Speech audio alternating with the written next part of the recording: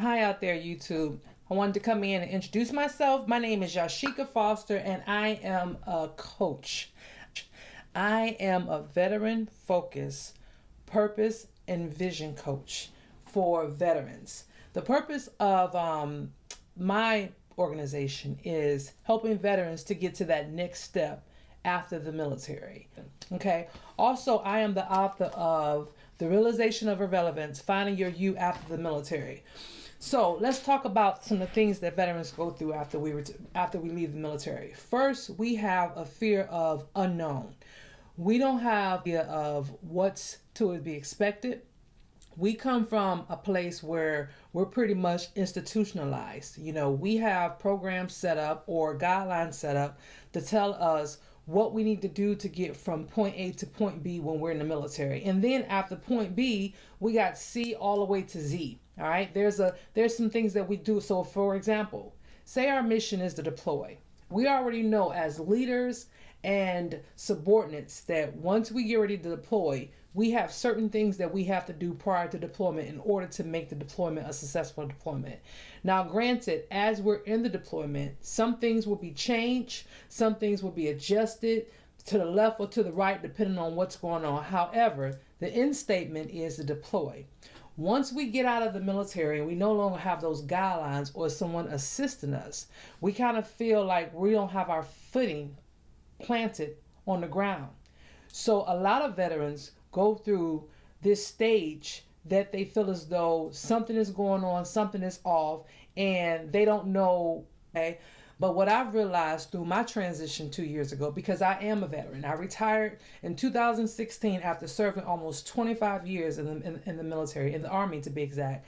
I was on both sides of the spectrum. I was enlisted, made it to as a non-commissioned officer for 15 years, and then after that I got my bachelor's degree, and then I came back as an officer. So I spent 10 years as an Army officer. So I know both sides of the leadership roles and the subordinate roles from NCO perspective to an officer's perspective. Now, with that being said, one of the things that I went through is just trying to figure out exactly what goes on in the civilian world. And I think that that's one of those tools where I wish that I had have started to focus on these things prior to me getting out of the military. So therefore, if I could be a little bit more advanced. But for me, it felt like I was starting from ground zero, starting from the very beginning. Although I lived in the world, we live here on Earth, right? We don't have a space place that we can go or anything like that. We live here in the world, but because we are like a world within a world,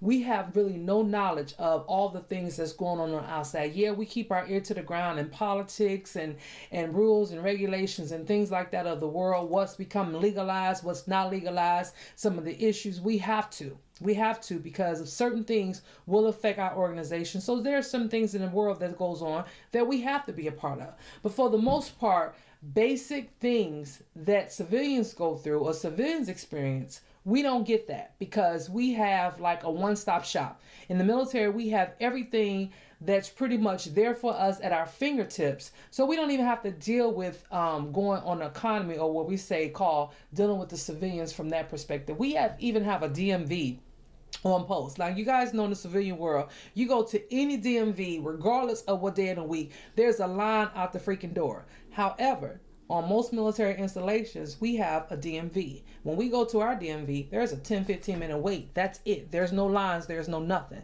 So we're used to things like that being readily available for us, whereas that in the civilian sector, it's not the same. So we have to learn to adjust to those things that goes on. And sometimes we don't know how. Sometimes we get lost. Sometimes we say, okay, is this what's to be expected? Why am I so not connected to what's going on in the world? But what most veterans don't realize that this is normal. This part of getting out of the military, regardless of how long you spent in, is normal. It's normal to feel like, okay, I can't really get it together. I'm kind of missing my footing. All those things are normal. Okay, so what do you do from that point? Do you stay steadfast, or do you continue to go beyond those things and say, okay, you know what? I'm going to take the bull by the horns and I'm going to keep rolling with it, right? So this is where we have to come together as veterans and start talking to one another, to share information with one another, to let each other know that this is normal. This is not you suffering from certain things. Now, granted, there are. A lot of it is, but that doesn't mean that you have to stay there. You can still be that attorney you want to be, that producer you want to be, author that you want to be. You can be anything you want to be. You don't have to just be a veteran. You can be more than that. But again, a lot of veterans feel as though when we get out of the military, we're stuck and we don't know how to take that one more step. So, in response to that one more step, or shall I say me falling right into that category, the name of my business is One More Step. And my motto is, if you take one more step today than you did yesterday, imagine what tomorrow will bring. So check -step@.com, or you can send me an email at www.onemorestep@yahoo.com. Visit my Facebook page, One More Step, and let's go through this, because this is going to be a series. And again, it's just raw. This is raw material. And so I hope that I can be an inspiration for some people out there. And I hope that the message is that I portray, I can get it to some veteran, even if it's just one, right? To know that they're not alone in this fight and that you can get to the next level. And once you get out the military, we don't have to just stay right there. We can continue on and do the things that we feel as though is our purpose or our vision here on earth. All right. Again, my name is Coach Sheikah, and I look forward to hearing from you guys through Facebook or email, or go to my website. Right. And don't forget about my book, and I have it posted.